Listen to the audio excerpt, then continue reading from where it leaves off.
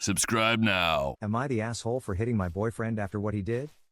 I, 21F, was at my boyfriend's, 24M, apartment earlier today and making us lunch while he was gaming with his friends online.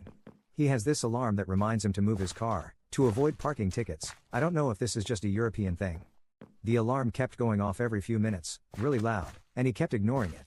After the sixth time, I went and stood in front of the TV and told him to either turn off the phone or actually go move the car. I can't drive BTW. As I walked back to the kitchen, I heard him say I'll be back. This BCH is getting on my nerves. I've never had anyone call me like that. I walked right back over, slapped him, then yelled that we were supposed to have time together, not him gaming and calling me a slur. He didn't say anything, just went into the bathroom and started blasting music on his phone. I turned off the stove and went back to my place.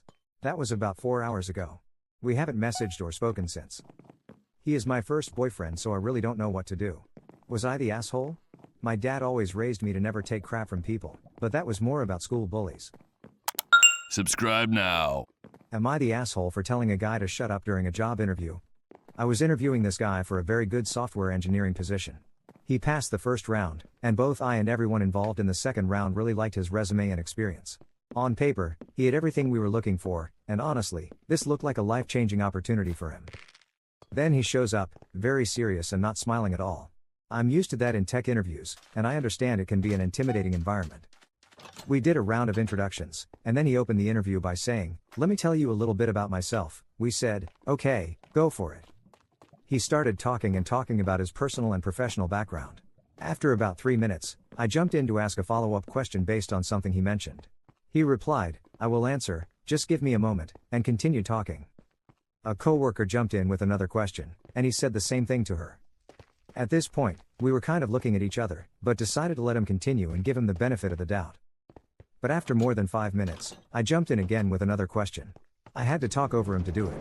He finally paused and answered, but in such a long-winded way that he ended up veering into another topic.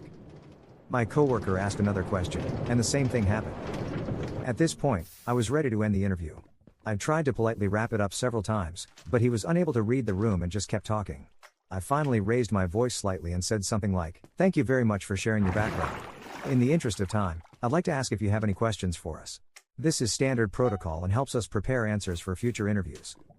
He asked a question about the team. As I was answering, he raised his finger and interrupted to talk more about his background. I let it go. Then he asked another question, which my coworker started to answer, but again, he spoke over her to talk about himself. I tried once more to interrupt politely, but he kept talking. At that point, I was done. I said, "John, you really have to shut up and listen."